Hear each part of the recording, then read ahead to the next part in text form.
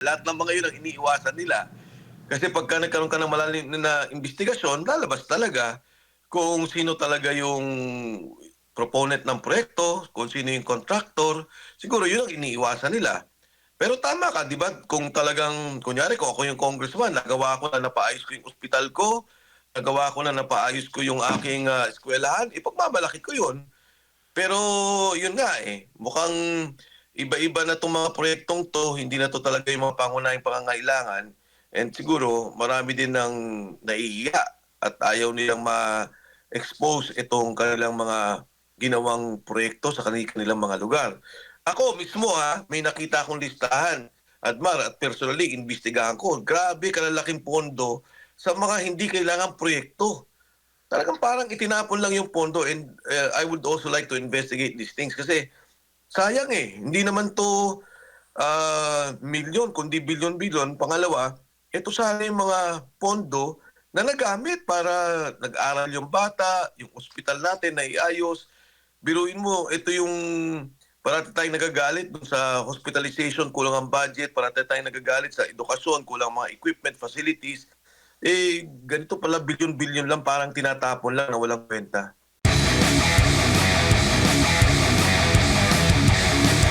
Gaano po kahalaga itong listahan na maisapubliko talaga, lalo na kung galing po ito sa DPWH po, no, na gusto talaga ni Congressman Leviste na sa side talaga ng DPWH ilabas ito. Kung ito ba ay mailalabas do, marami na tayong mga nababasa na mga sinasabing kaparehong kopya. Sa tingin nyo po, malalaman na rito sino yung mga big fish? Ay, oo, definitely. Kasi ang nakuha mismong listahan ni Congressman Libiste, direkta kay Undersecretary Cabral. Ang trabaho ni Undersecretary Cabral at that time, siya yung nag-aayos-ayos nung nilalagay na pondo sa bawat distrito. And batay nga doon sa kanyang hinawakang listahan, maging doon sa mga galing sa kabinete. Merong mga listahan galing sa kabinete, Kongreso o Senado, makikita talaga natin yung nilalagay nilang allocable. Alam mo, yung pagtuturo at tungkol sino mga tao, importante yun. At importante yung maimbestiga natin yun. Pero ang mas importante dito ay makorek natin yung sistema at proseso ng budget. Katulad ng binabanggit ko, hindi pwedeng ganun budget. Di ba? Alam mo dati, Admar, ang budget ng isang congressman sa amin noon, meron kayong 70 million, 50 million for infra, or 40 million for hard infra, 30 million para sa mga ospital, kung ano mga kailangan gawin. So that's it, 70 million. All the national programs were implemented. Ngayon nagulat ako. Nung pumasok ako, nung unang dating ko dyan, bilyon-bilyon na yung pinag-uusapan sa distrito. Okay lang yun. Walang problema yung bilyon-bilyon. Kung naitatalaga mo at naiayos mo yung national budget, yung national program for infrastructure. Pero kung ang mga uh, yung sinasabi nating uh, pondo na ODA, Overseas Development Assistance, na ibinigay sa atin sa infrastructure, ginagalaw natin, hindi natin lalagyan ng pondo na commitment natin yon. Yun yung mga delikado kasi yung based doon sa mga foreign assisted projects, ito talaga yung malalaking proyekto na kailangan pondohan. More than usual, hindi natin kaya na pondohan kagad. Kaya sinasabi na, sige, maglalagay kami ng pondo sa inyo, tutulungan na namin kayo, pero maglagay kayo ng counterpart funding. Maglalagay ngayon tayo ng pondo para dyan. So kung ito naapektuhan na rin, ibig sabihin ganun na kababoy yung nangyari sa budget natin. Opo. And meron pong sinabi itong si Congressman Leviste na tila hinaharangan siya. In fact, magsasagawa sana siya ng privilege speech nitong mga nakalipas, hindi siya napagbigyan or may humaharang sa kanya. Kanina naman po sa kanyang post, sinabi niya na magkakaroon siya ng privilege speech mamayang hapon kung papayagan po. Bakit kailangan pa na umabot po dito po, Congressman? Bakit hindi ipinagmamalaki ng mga nandoon sa listahan na yon yung kanilang mga proyekto na nabanggit nyo nga po na talagang parang naging kalakaran na nagkakaroon sila ng proyekto para sa kanilang mga constituents at sinasabi naman na wala namang masama siguro kung siya ay naging proponent basta wala lang siyang komisyon na kinuha doon sa kanyang pinopose na proyekto po, Congressman. Well, kasi Admar, lahat ng mga sinabi mo tama, pero yun nga, lahat ng mga yun ang iniiwasan nila. Kasi pagka nagkaroon ka ng malalim na investigasyon, lalabas talaga kung sino talaga yung proponent ng proyekto, kung sino yung contractor. Siguro yun ang iniiwasan nila. Pero tama ka, di ba? Kung talagang, kunyari kung ako yung congressman, nagawa ko na napaayos ko yung ospital ko, nagawa ko na napaayos ko yung aking eskwelahan, ipagmamalaki ko yun. Pero yun nga mukhang iba-iba na itong mga proyektong to, hindi na to talaga yung mga pangunahing pangangailangan. And siguro marami din ng naiiya at ayaw nilang ma-expose itong kanilang mga ginawang proyekto sa kanilang mga lugar. Ako mismo may nakita akong listahan. Admar, at personally, imbestigahan ko. Grabe, kalalaking pondo sa mga hindi kailangang proyekto. Talagang parang itinapon lang yung pondo and I would also like to investigate these things kasi sayang Hindi naman to milyon kundi bilyon-bilyon. Pangalawa, ito sana yung mga pondo na nagamit para nag-aral yung bata, yung ospital natin na iayos. Biruin mo, ito yung parati tayong nagagalit dun sa hospitalization, kulang ang budget, parati tayong nagagalit sa edukasyon, kulang mga equipment, facilities. Ganito pala bilyon-bilyon lang parang tinatapon lang na walang kwenta. Meron po panukala si Senador Robin Hood Padilla, Congressman. Kayo po ba'y sumasang-ayon dito na i-demonetize na yung 1,000 piso po na paborito siguro ng mga korap at nandun sa kanilang mga maleta at kung saan nila na itinatago po ito? Kasi kung wala naman tinatago, ipapalit nila yan ng para hindi ma-demonetize po. Ano sa tingin niyo po itong ganitong klase po ng panukala ni Senador Robin Hood Padilla, Congressman Mike? Maganda yan. Isang brilliant na proposal yan. Para tingnan natin, no? It might be as simple as it is, pero maganda ang proposal na yan. In fact, even before, marami na nag-propose ng ganyan na i-demonetize and I'm glad na officially inilabas nila to sa Senado. Pero ang tanong natin kung papayag ba yung mga kasama nila dyan sa Kongreso at Senado na ma-demonetize dahil baka nga sila ang unang maapektuhan nito. Yun nga po, kasi pahirapan nga yung pagpapalabas doon sa mga files mula sa opisina ni Yusek Cabral. Ito pa na talagang marami po yung madadamay, Kong. Oo, katotohanan. Kasi nga, alam mo, baka marami dyan nakatago sa bula, no? Nakatago sa kwarto. Maganda yan para makita natin at lumabas talaga. Tulad na sinabi ko, Admar, siguro ang bayan nagpulat na din talaga Ako mismo, nagserbisyo ako ng Kongreso, nagserbisyo ako sa kabinete. Nagugulat ako pa. O less than Senate President Drilon, parati ko siyang napapanood na sinasabi niya, the most corrupt budget in history.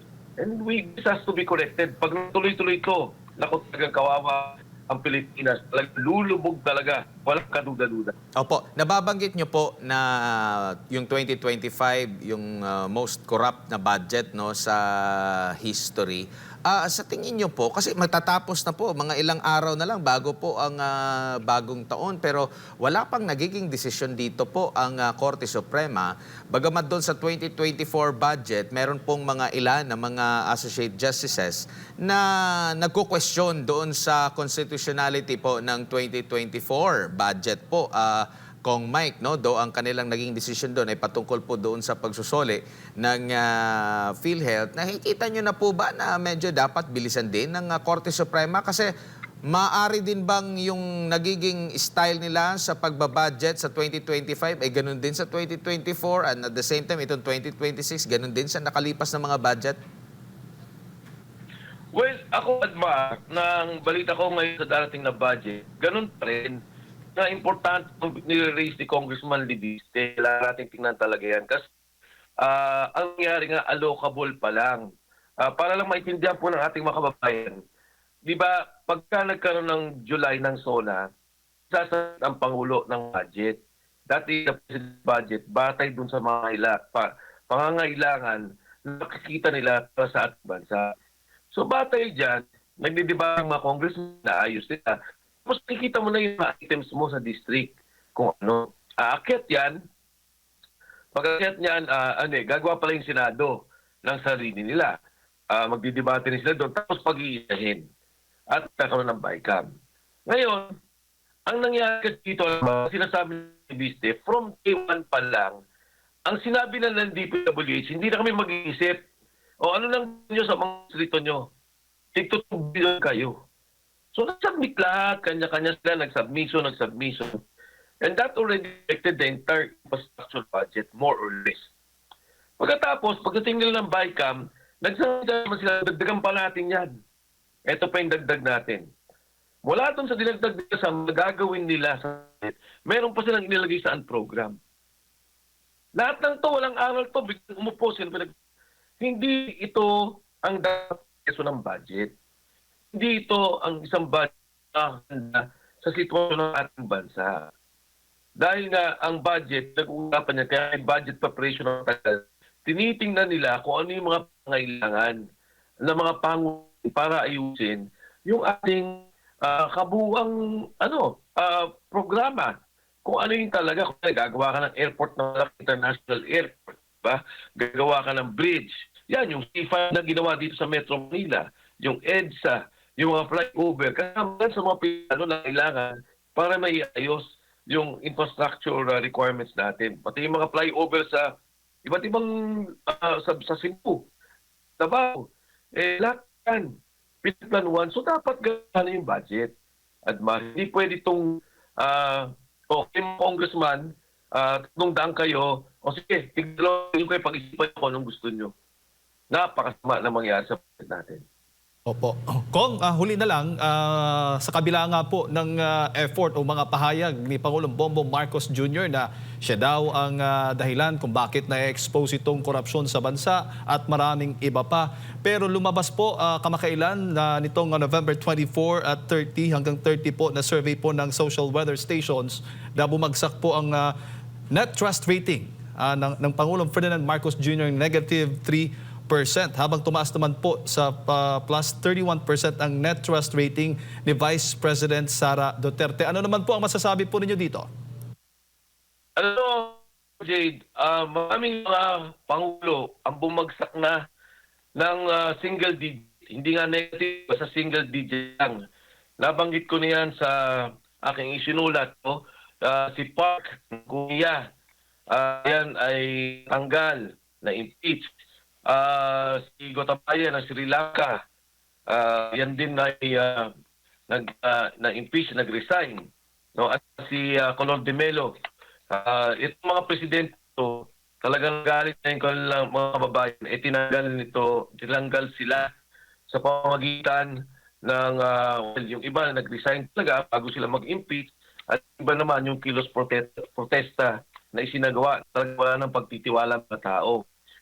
Kung wala kaibigan ng taong bayan, una sa lahat, marunong na yung taong bayan eh. Nakikita nila talaga kung anong nangyayari. Nakikita nila sa investigasyon ang mga lumalabas.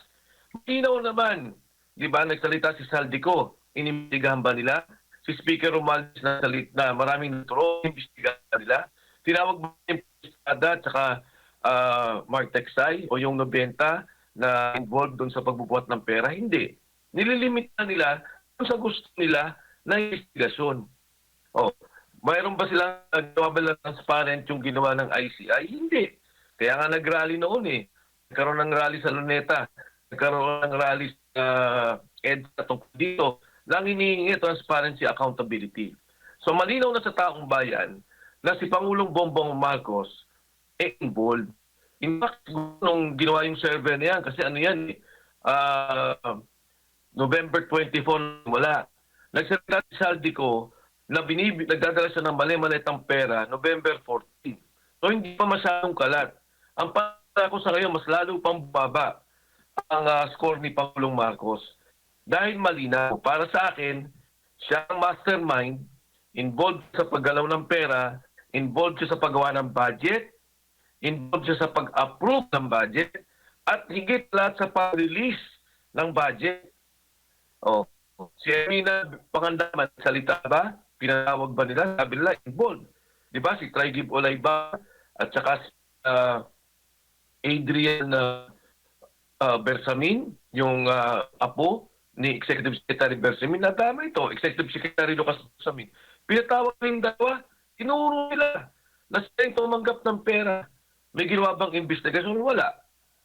Kasi nga, hanggat ayaw nila ma-involve sa mga taong to, tinatabi nila.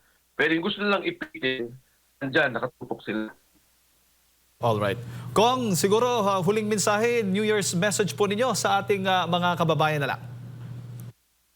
Una sa lahat, Edman, maraming salamat sa pagkakataon to sa ating mga kababayan.